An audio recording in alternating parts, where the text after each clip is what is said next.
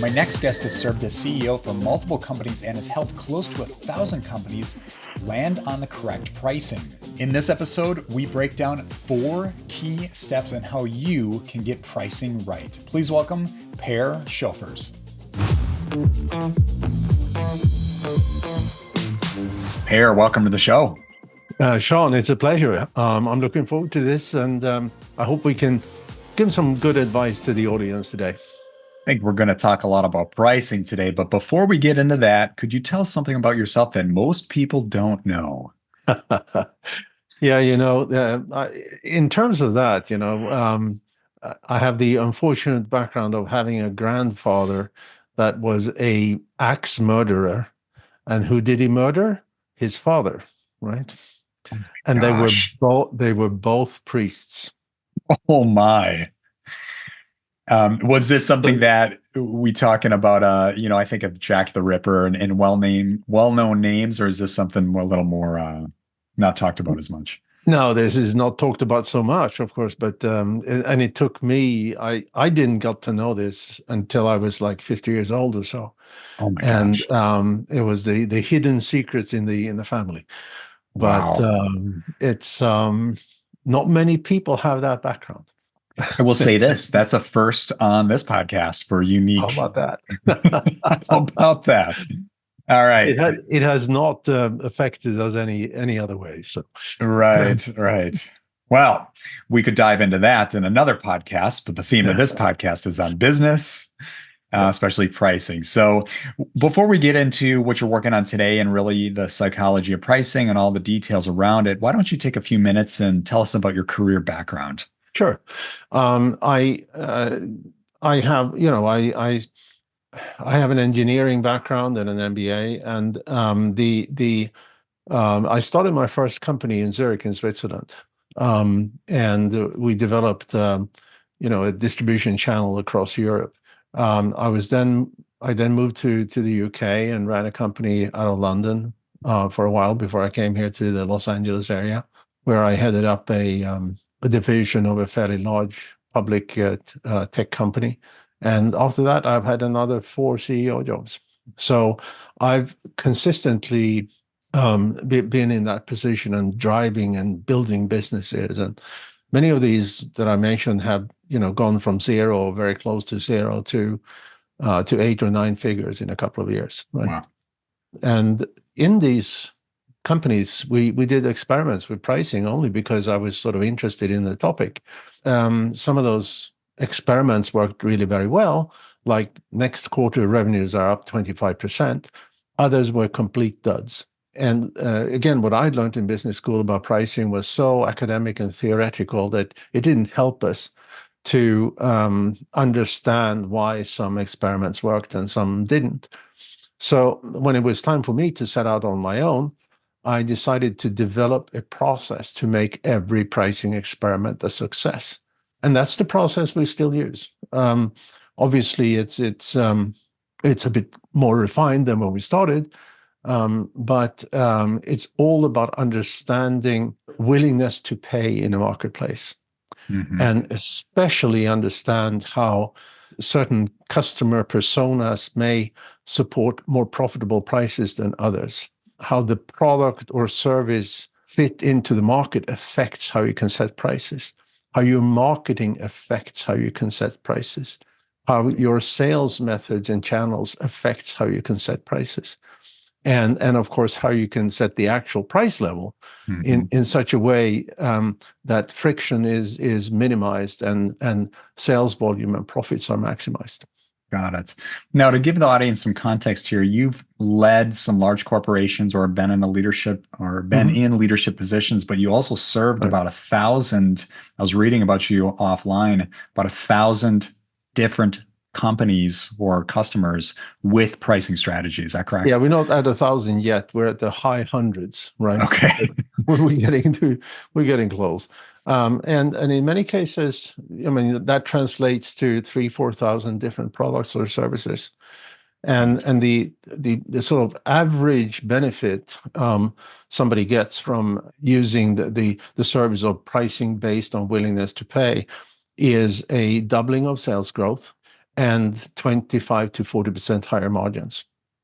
There are outliers there. I have clients who are now 10 times the size they were, right? Or 15 times the size, or 5 times the size. But in general terms, doubling of sales growth and 25 to 40% higher margins.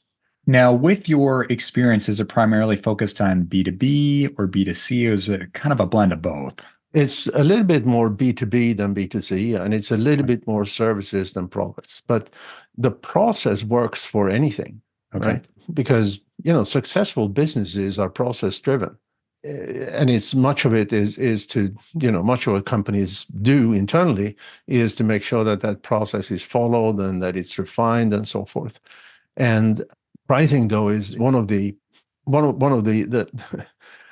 sort of the lost outposts where gut feel and guesses and stuff like that is used, right? Because executives always say that pricing is very important, but then they don't really know how to set prices, right? And let me give you an example. A SaaS company we actually didn't work for, but and we didn't work for because this particular reason. As I spoke to the CEO, and they were doing contract management as a service, and he said, I decided that the price should be $165 a month per user, right? And then he continued, but I don't know if that was the right price. Maybe it should have been 99. Maybe it should have been 250. $165 just felt right, right? Feeling, yeah, it's just gut feeling, and I can guarantee it's the wrong price. I don't know what the right price should be, but I know that I could find out, right? But this particular guy, he said, like, I remember another CEO that I spoke to who told me that my gut feel is better than your science. oh, let's see about that. Yeah. So, and no, there's got to be science and process. And what we do is that we're leaning on 3 Nobel Prize winners who all got the Nobel Prize in for their work in behavioral economics, which is behavioral economics is all about how people make purchase decisions. You gave a good example of somebody that did not work with you, but examples are great. My audience loves examples. Can you go into an example of somebody that maybe thought the price should have been this or that, and then you went through your process? I'd love to walk through your process and then to figure out what price they arrived on and why. Can you kind of take us through that journey? Yeah, so what we do in my company is pricing research. Now, this is market research on steroids. And we have a very specific process of understanding from a marketplace, and we do this with digital questionnaires, understand what a market is willing to pay for a product, and how all of the above that I mentioned, how product to market fit, how marketing, how sales, and all of that stuff affects what people are willing to pay. And but to give you an example, this particular company, they sell a consumer product, right? And I don't want to be more specific because then people can identify the company. Sure. They came to us and said, we tried to increase our prices 7 years ago, and it backfired badly, right? Meaning that they increased their prices, they saw a tremendous drop in sales volume, and they had to backtrack. We found through the research that if they change how they position the company, there was definite room for price increases. So it took this company about 1 week to change its positioning and so forth and increase prices. And during that week, they went from a $200 to a $240 million company. Wow. Yes. Okay. That is the power when you price, when you change how you market yourself and increase price at the same time. And it was very successful. That was 2 years ago. A month ago, we completed the second project for the same company. They are now a $300 million company. Can you don't have to mention the name or the product, but you can give us an idea of where the pricing started? Because when you give raw numbers, that gives our audience like a framework of where, to kind of compare where they're at. So can you what was the before price? What did you do? What did you discover? And then what was the after price? Well, this particular, it's a consumer product, Hmm. and it is priced at low prices, and it's priced on the local market. So they have different prices in different states, for example. But in general terms, the old price was about 150, 160 per unit of what they sell, A dollar right? 50. Yeah. Yep. Um, Okay. $1.50, $1.60, something like that. And the research said that they can go up to about $1.80, 85, right? And now the next level that we just completed says that they can go up to $2. And in some areas, they can go up to 210, 215, thereabouts. So in this, if you look at in some cases, then if we started at 160 and now in some places they're at 215, that's a fairly substantial increase, Oh right? yeah, for sure. You know, Anybody can do the math if you apply the percentages there. Let's say we'll just use a nice round number, a 25% increase, let's yeah, say. exactly. Wherever Yeah, you're at, you could have $100 product yeah. and take 25% against it. Now your process, it's market research on steroids. Can you give us, I know you have a book, we're going to promote that at Mhm. the end, but can you give us a little look under the hood? What is the process? How do you arrive at that? Let's say you discover that, hey, did you know, based on our research, you can increase your prices by 25%. How do you Mhm. arrive there? Well, in traditional market research, there are a few different methods to measure willingness to pay. Those are not good enough. They are either two versions. One is called conjoint analysis, the other is called Gabor-Granger. And they ask a respondent to one of these questionnaires repeated questions. Are you willing to pay this much? Are you willing to pay that much? Would you buy? Would you not buy? And so forth, right? And if you look at a respondent that has had very similar question 8 times, right? They just start to zone out, right? And 8 times is only halfway through, right? So for that reason, it generates a tremendous amount of errors, high error rates. Mhm. What we do, on the other hand, is that we have a whole series of questions where we ask respondents on how they perceive value, and they have to fill in the value, right? So we don't present them with a choice, right? They had to fill in what are the value I see with Got it. this product. What is the value that I can't afford? What is the value that may be too low? It's a process. And then when that is taken to statistical analysis, it allows us to predict sales volume and revenue and profit at precise price points. And that takes the guesswork out of it, right? And like I said, there's too much guesswork going on when it comes to pricing. And I talk to a lot of companies and so forth, as I'm sure you understand. And many of them say, oh, we do price testing, right? Now, here's the problem with price testing. Let's say that you try 6 different price points, Hmm. right? That's easy, right? And this is what we did. I said that in my, before I got into what I do now, we also did price testing, right? And sometimes it worked, many times it didn't, right? And the problem is that everything is all correlated. Like with this company I just mentioned, they changed how they position themselves, and only then could they increase their prices. So let's say that you have 6 different price points. You want to try 3 different marketing channels. You want to try 6 different marketing messages. You want to focus on 6 different product features or service features. You want to look at 3 different sales channels, 3 different sales methodologies, and 6 different or 3 different monetization strategies, and stratification of your pricing in 6 different ways. And you end up with, say, 36,000 combinations, right?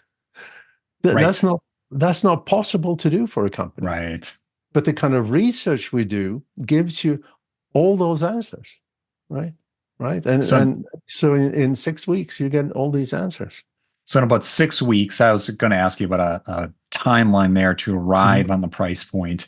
Yeah. You're doing extensive research to help your customer not run through these price testing strategies. And I've even been there myself, is Yeah. you test at this price to this market, another price to this. You're right. There's so many permutations, it's like you could be doing this for years Yes, and still correct. shooting in the dark. Yeah. Yeah, which is what you alluded to in the beginning of the conversation, right? Yeah. And I mean, if you look at this, when companies do all this price testing and so forth, it's the company versus the market. Mm-hmm. All right. We do is the market into the company, right? Yes. Smart. So it's the other way around, and let the market tells the company what the price should be, what the products should be or services should be, what the marketing should be, and so forth, right? I sorry to interrupt you there. I like what you said earlier and we did this too with one of our product lines, is don't give people pricing options like A, B, C, D, whatever. Ask them how much they're willing to Yeah, pay. correct. Yeah. Yes, that's a big deal. That can help you get there a little easier, because I've seen, it's interesting. You'll see the edge cases of somebody saying $1 on, the low end for something that should be $100 or more. And it's like, well, obviously they're just a bottom feeder looking for cheap junk. And then you got the other side of the equation where they're like super excited and they give a price point that's like, appreciate it. You'd pay 10 times the amount that we're looking at, but that's probably not going to get us the volume we need to have a sustainable business. Correct. Right. Yeah, correct. But there's something very important here, and that is if we talk about how do you present your prices, yes. right? And almost every company in one form or another have a good, better, best strategy, right? And the mistake so many companies do, and you look at the typical SaaS company's pricing page on online, and it is, left to right, good, better, best, right? Yep. It should be the opposite. It should start with a high price, because there is something called price anchoring. Mm-hmm. And price anchoring means that the first price that you see, right, sets an anchor in our heads. So it means that the next price appears more affordable, which drives a higher sales volume. And this, I mean, for example, I just to give you an example, a friend of mine, this goes for everything. A friend of mine runs a restaurant, a Thai restaurant here in the LA area. And he said, I need to increase my prices. Do you have any tips? Right. And I said, do this on your menu, because the menu is a price list, right? Yeah. On your menu, on the top left corner, because we read from top to bottom, from left to right, put something god awful expensive. And I said, if you don't have anything god awful expensive, put a family meal there, a bundle, a family meal with, 3 courses for every person and wine and whatever you have it, and it's going to be a very expensive meal, and very few people will ever buy it. And it's not there to sell. It's there to the rest of the menu to appear more affordable. So this was for his lunch menu, and his lunch prices was around about $12.50, right? Which is, for a Thai restaurant, it's pretty expensive already, right?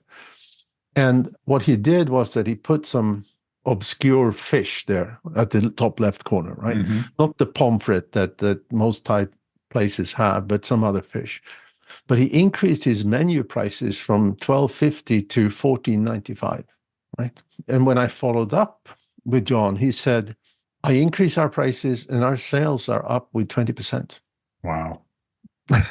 Right. For a restaurant, that's incredible. Wow. Yeah. And he had also tried increased prices before we put that anchor in there, right? Yeah.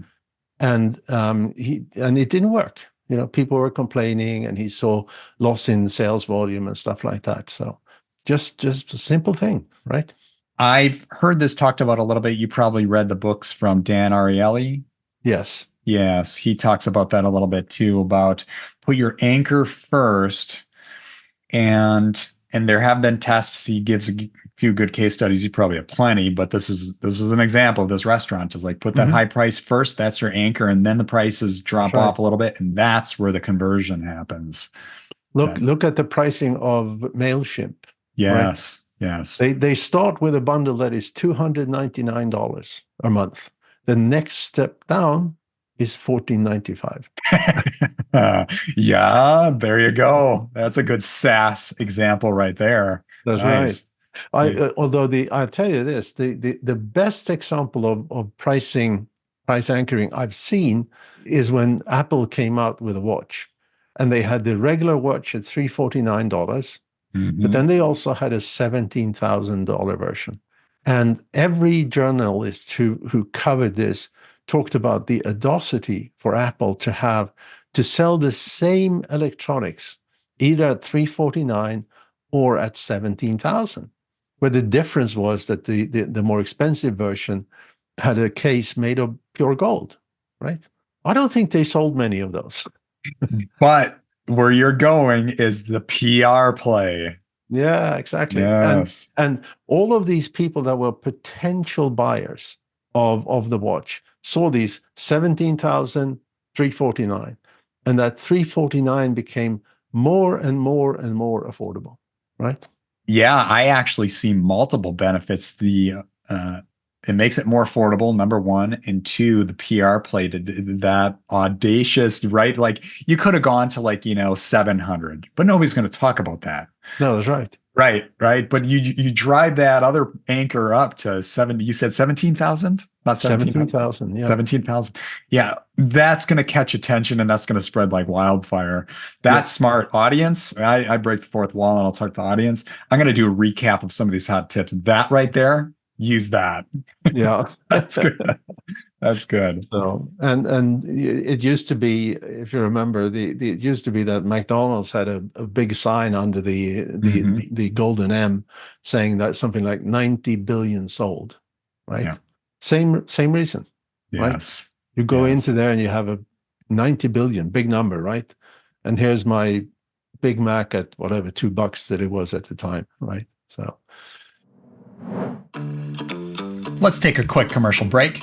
So, if somebody tells you to buy a stock, the last thing you should do is buy that stock. The first thing you should do is ask why. Unfortunately, a lot of influencers on YouTube, TikTok, Reddit, and other social media platforms are giving really bad stock recommendations and investment advice. The question is, how do you know the difference between good advice and bad advice? That's where TYKR can help. TYKR cuts through the clutter to help you understand truly what is a good stock and what is a bad stock. This way you can invest confidently on your own. All right. Simply look for those stocks that are on sale, as you can see here with my watch list, and try to avoid those stocks that are overpriced. Of course, don't take my word for it. Go to Trustpilot and see what our customers have to say, and as of today, we have a 4.9 out of 5. And if you're interested, you can join TYKR for free. All right, back to the show. Here's a fun one, and this was actually inspired from Dan Ariely. mhm. Is let's say you've got three different columns on a pricing page. And I think this example was with the New York Times. It was like column one. I think he did the anchor. He talked about column one was the paper version and web version for it was like $10, and then I think it was the paper version on its own $10, internet version $10. So Mhm. you can go individually for paper or web for $10, or you bundle them together for the same price. And Yeah, that correct. bundle just converted like crazy because of simple pricing psychology. Do you have an example, or have you done stuff like that before? Um, yeah, well, yes and no. Dan Ariely, by the way, he is the one who hasn't got the Nobel Prize yet, right, for Hmm. his work. The other three guy is Herman Singer, Right. Daniel Kahneman, and Dick Thaler. Okay. And Kahneman died about a month ago, unfortunately. They all talk about this, and the if you look at the New York Times examples, it's a way of driving people to a particular bundle, right? I don't Hmm. think there was decision psychology here, right? Behavioral decision psychology. I don't think it was really pricing. We've done some work for coaching companies, for example, Hmm. and come up with similar sort of price lists if you want. And one company that sticks into mind, they sell a service to gyms, and they have 10 different services, and you could buy each service separately. You could buy a bundle of 3, a bundle of 6, or a bundle of all 10, right? And individually, these services were, or these bundles were, the one buying one was overpriced, so they had to drop the price there. Buying a bundle of 3 or buying a bundle of 5 was underpriced, so they should increase price for those bundles. And then also the bundle of 10 was overpriced, so that also need to come down, right? Yeah. So then you have the interrelationship between these prices. That makes a difference, you know. And this company that told me that after they made those price changes, they went from 0 growth to 5% growth a month, right? So so it was a combination of up and down, right? Right. And there's something else that is very important, actually, and that is something called the paradox of choice. And if you give your clients too many choices, they decide not to decide. So they will Exactly. and that has to do with something that again has been established by Kahneman, I think, that we can keep 5 things in our head at the same time, not more, to make a decision. Mm-hmm. If there's more than 5 things in our head, we can't make a decision. We can't evaluate them all, right? And because of that, we don't make a decision at all. And this was first established, I think, by some Chicago university, where they put tables with jam out in a grocery store, right? And they had 6 different kinds of jam. I don't remember the exact number. 6 different kinds of jam, and something like a quarter of those who went up to that table actually bought a jar of a jar of jam, right? Then the next day they put 30 different types of jam out there, right? And only about 3% bought something. Wow. There were too many choices, so they said, I can't make a decision, so let's not buy anything. And car manufacturers have seen the same thing, where they have an upsell bundle of something. And if that upsell bundle have, 12, 15 different features in it, few people buy it. Yeah. If there's 5 features, people buy it. Yeah. It makes a difference of, like, again, sales volume wise, makes a difference of, like, again, 20, 30% in sales volume. Just by reducing the number of, you can have all the features, but in your all the upsell features, but as you present it, you want to focus on the 5 ones that makes the most difference. That's a good benchmark to aim for. You're thinking, or based on your experience, 5 or less pricing options for a product. Yeah, oh, absolutely. That's the pride. Absolutely. That's great. Yeah, we played with pricing a little bit with TYKR for a few years, and we did find product market fit. It took about 2.5 years, but we found the sweet spot: 3 easy pricing tiers. We're not doing it the high to low. We are going low to high. Yep. Our industry, it tends to do that, so we didn't want to get too outside the box, but it worked, and we thought about having more than that, but it's like, no, you give people too many choices, they're not going to make a choice. They're just going to exactly. Yeah. close browser, move on to the next thing. So, well, what you want is that you want to have the high version so expensive and so inclusive that people don't buy it, right? And you want to have the low version so limited that they don't buy it. So you drive to the middle one, because that's the idea. I love it. All right. I want to kind of summarize some of the hot tips. I know there are a lot here. I want to summarize 4 big ones you talked about today, and then I'll have you give us one more key takeaway before we jump to the rapid fire round. So audience, Here we go. Number 1, create a pricing questionnaire or process where the customer fills in how much they are willing to pay. Don't give them options. I love that one, Per. That was good. We use that too. Number 2, don't do price testing. It takes way too long.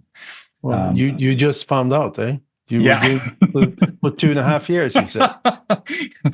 Sometimes you learn the hard way. Yeah. Right. Number 3, price anchoring. Put your big price first. The ridiculous price example of Apple, that's gold right there. And number 4 here, 5 pricing options or less. Keep it simple. Yes. Yep. Yeah, love it. Absolutely. All right. Can you give us, or is there anything I didn't ask and maybe you want to provide an answer to, but any last, like a key takeaway you can give our audience? Well, it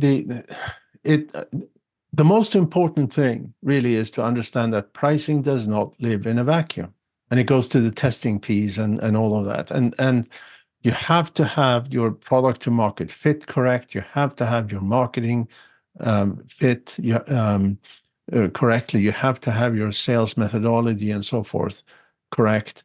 And that all leads to almost always the ability, it leads to something called pricing power. Yeah. And pricing power is the ability, the term was coined by Warren Buffett in an FCC interview he did 2008. And he then said, this was during the recession then, and he said that the most important criterion to evaluate where to invest money is whether the company has pricing power. And then he continued saying, and pricing power is the ability to increase prices and not lose sales volume. Mm. And that, in order for that to work, all of the above that I mentioned, the correlation between product, service, marketing, sales, all of that needs take that holistic view, right? Because everything matters. Yeah. I I do remember reading about that since we're in the stock space. And, when Warren Buffett said that, it's like, gosh, when you can find a company that can do that, they can increase their prices, but keep their volume, you've got a business with a wide moat, as he phrases. It's hard to compete with. That's a beautiful place to be. Yeah, but not too wide, because then you're in the blue ocean. Yeah, sure. You don't want to be there. Yeah. Yeah.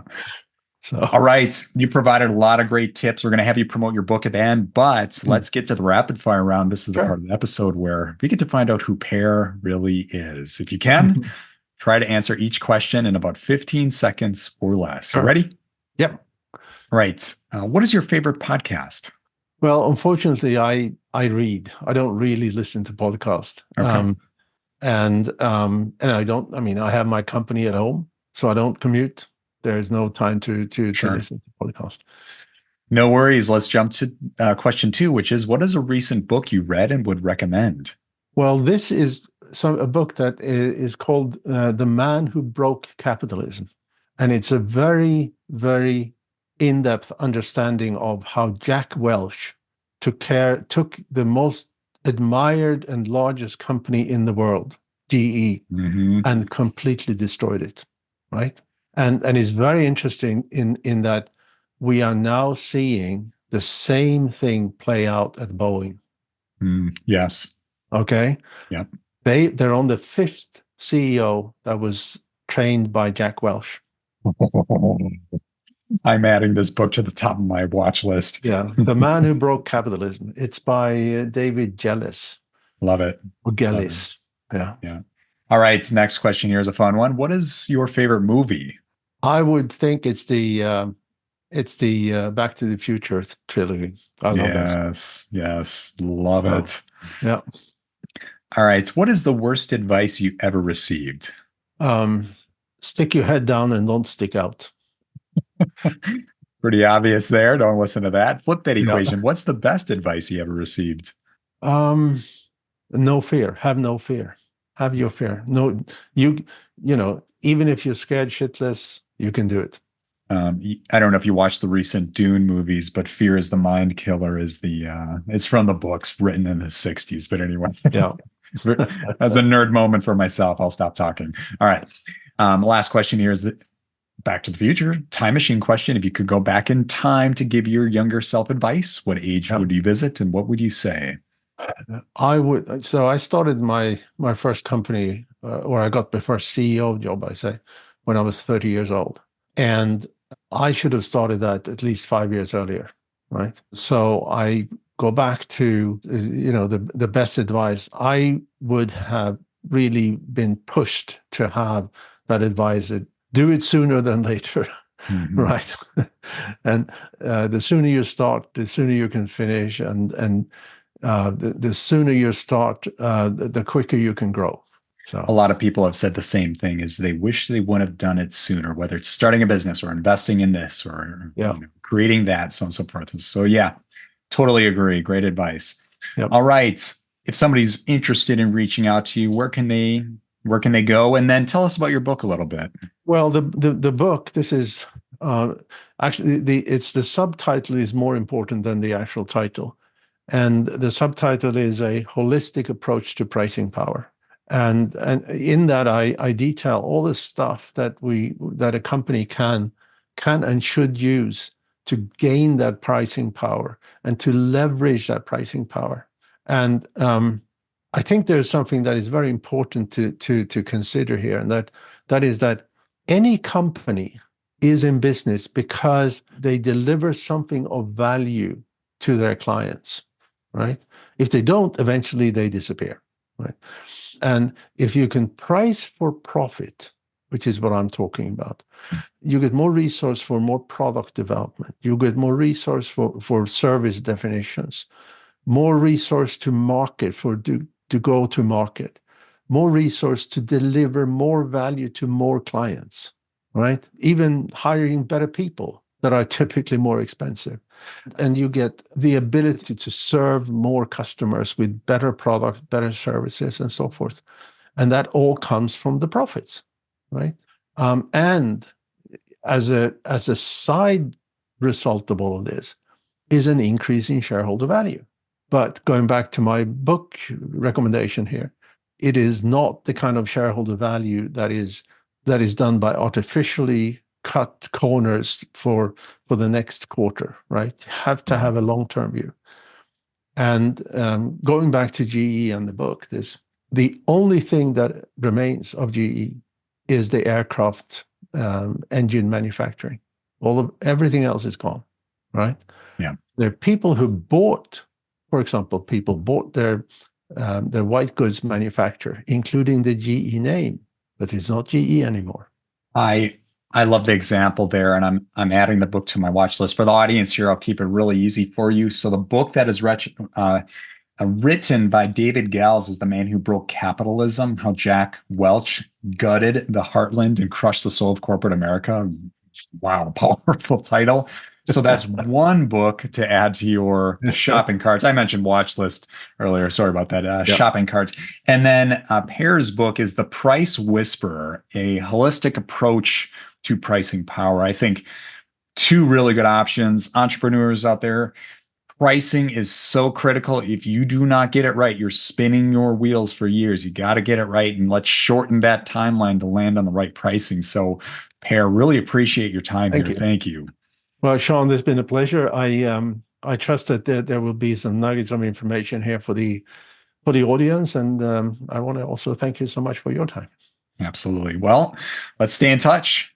Thanks again. See ya. Cheers. Bye-bye.